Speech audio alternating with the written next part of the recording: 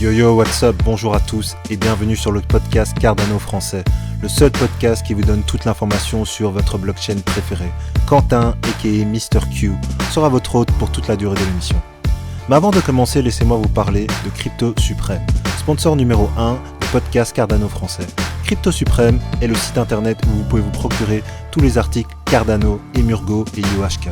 Que ce soit des vêtements, des pièces de collection ou des articles de bureau, vous trouverez sur le site cryptosupreme.net les meilleurs produits, les meilleurs prix et le meilleur service. Avant que j'oublie, aucune information donnée dans le podcast ne doit être prise comme un incitatif à investir dans le projet Cardano. Il est toujours mieux de faire ses propres recherches avant d'investir dans n'importe quel placement financier. Bonjour à tous et bienvenue sur le podcast Cardano français. J'espère que vous allez bien.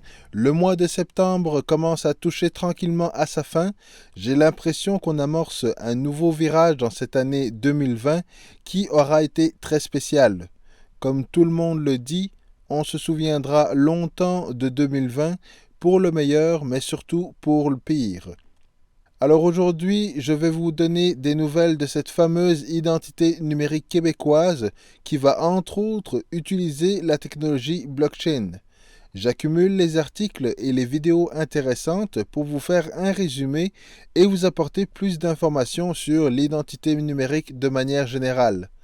Étant au Québec, il est intéressant de connaître les particularités de la blockchain dans le cadre de l'identité numérique, mais surtout les bénéfices d'avoir une technologie comme la technologie blockchain pour supporter cet écosystème qui est en train de se bâtir dans cette belle province canadienne et peut-être ailleurs dans le monde. À ce stade, je vous suggère d'écouter ma playlist de podcasts sur l'identité numérique québécoise. Vous pourrez la trouver dans l'onglet Playlist de ma chaîne YouTube. Profitez-en également pour smasher bien fort le bouton like, abonnez-vous à la chaîne YouTube et partagez la vidéo avec vos proches.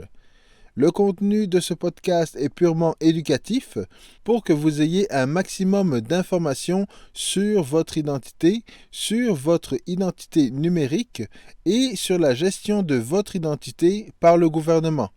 Ce sont trois choses qui sont très différentes et très importantes à comprendre. Mais avant d'aller plus loin dans le podcast, j'aimerais prendre le temps de clarifier la terminologie en matière d'identité.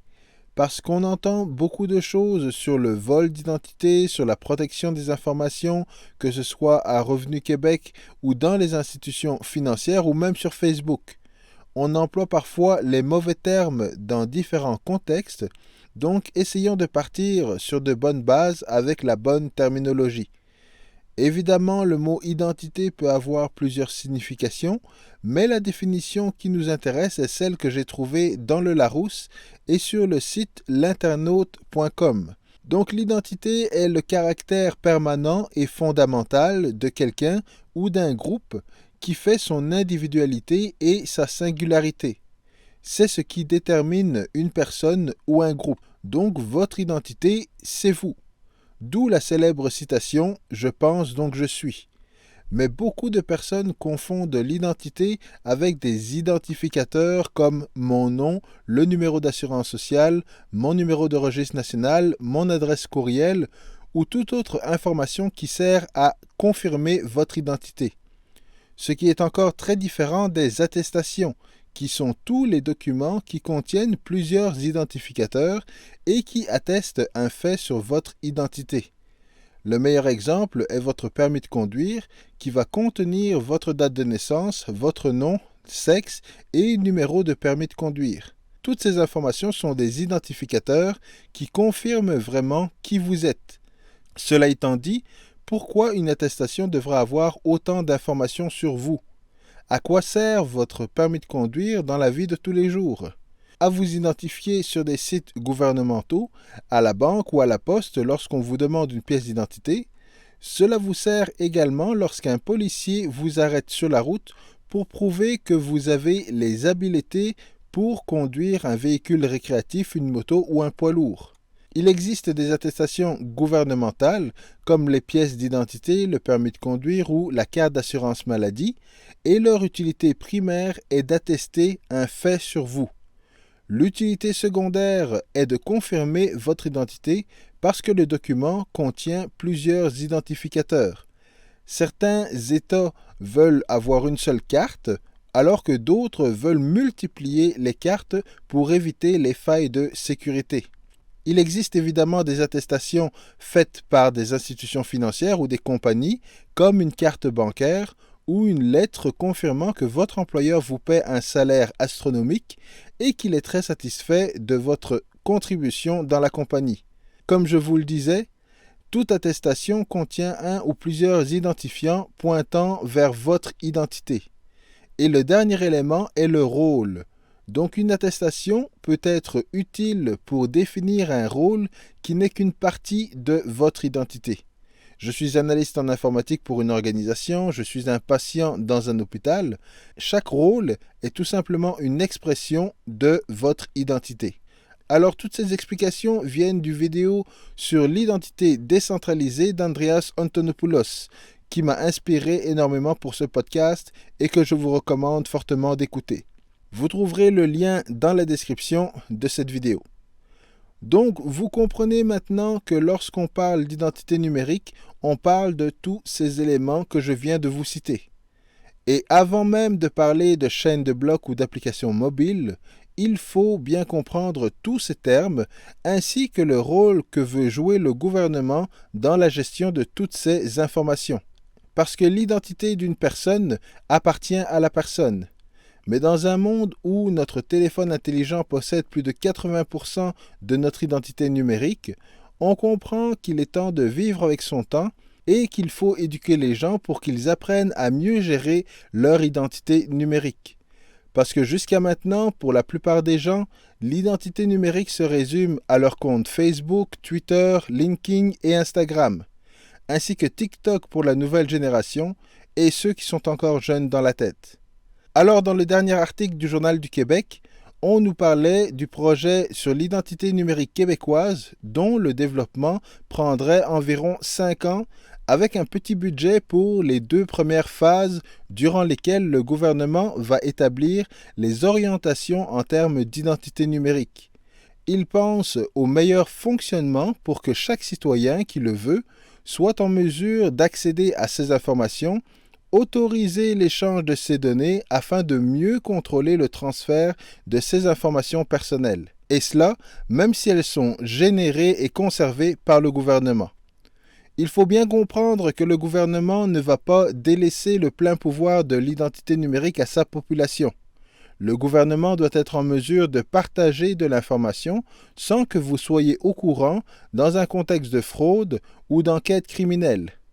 Mais dans le cas où le RQAP, qui est l'organisme qui verse des prestations pendant le congé parental, veut connaître le montant que vous avez inscrit dans votre déclaration d'impôt, je pense que la majorité des gens seraient très à l'aise à ce que Revenu Québec et le RQAP partagent cette information, ou le RQAP pourrait vous envoyer une demande via votre portefeuille électronique pour accéder à cette information. Donc, ce qu'il faut comprendre, c'est que le projet d'identité numérique ne va pas changer les principes de base parce qu'on utilise la technologie blockchain. Vos informations seront encore conservées dans des bases de données ou sur le cloud, mais la chaîne de blocs devrait permettre de revoir la balance des pouvoirs et offrir plus de gestion de l'identité des citoyens par les citoyens en partenariat avec le gouvernement et les institutions privées. Pourquoi est-ce que je parle de partenariat? Parce que dans un monde idéal, en tant que citoyen qui connaît bien la technologie blockchain et son potentiel, je trouverais ça merveilleux que le gouvernement m'offre des services pour mieux gérer mon identité numérique, tout comme je peux gérer mes actifs de Bitcoin. Imaginons que mon identité est un Bitcoin. Un Bitcoin vaut 10 000 $ US. Parce que je suis conscient de sa valeur, je fais tout pour bien le protéger. Avec un mot de passe super compliqué, avec une double identification technologique ou avec un tiers parti.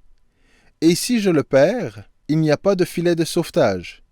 Si la population comprenait que son identité numérique vaut plus qu'un Bitcoin, les choses seraient très différentes. mais je souhaite que la nouvelle identité numérique québécoise nous permette d'être plus responsables de la gestion de notre identité. Elle ne devrait pas être trop technique pour être accessible à tous, mais assez flexible pour les plus initiés, ainsi qu'être éducative pour que toute personne puisse augmenter son niveau de connaissance sur la sécurité, le respect de la vie privée et la gestion de son identité. Mais pour cela, vous pouvez compter sur moi pour continuer à faire des vidéos sur le sujet. Mon prochain podcast en lien avec l'identité numérique québécoise sera sûrement sur la solution blockchain de Microsoft qui offre une gestion de l'identité numérique. Comme on sait que les ministères et organismes gouvernementaux utilisent beaucoup les outils de Microsoft, je pense que ce serait une bonne idée de vous présenter cette solution blockchain qui sera très certainement utilisée par Québec. Ce sera un sujet très intéressant parce qu'il sera directement en lien avec mon récent podcast sur les blockchains privées pour entreprises et les blockchains publiques pour les autres. Microsoft a énormément investi dans l'écosystème open source depuis plusieurs années maintenant. Et leur première expérience avec la blockchain et l'identité numérique a été réalisée sur Bitcoin, la blockchain publique la plus connue au monde. Donc le changement a déjà commencé. Les entreprises qui continuent à avoir un intérêt pour la blockchain mais pas pour Bitcoin vont bientôt réaliser que pour avoir une chance de se qualifier dans les appels d'offres en lien avec la phase 3, 4 et 5 du projet d'identité numérique, il est préférable d'avoir de l'expertise avec les blockchains privées, publiques et les crypto-monnaies. Cette expérience va leur permettre de mieux évaluer les ressources pour avoir de meilleures chances de se qualifier. Et comme on le dit, un homme averti en vaut deux. Alors je termine là-dessus. J'espère que vous avez apprécié le podcast.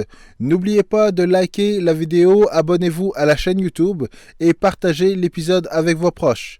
Je vous retrouve très bientôt avec un nouvel épisode et dans quelques mois pour un nouveau podcast sur l'identité numérique québécoise. Bonne semaine, peace.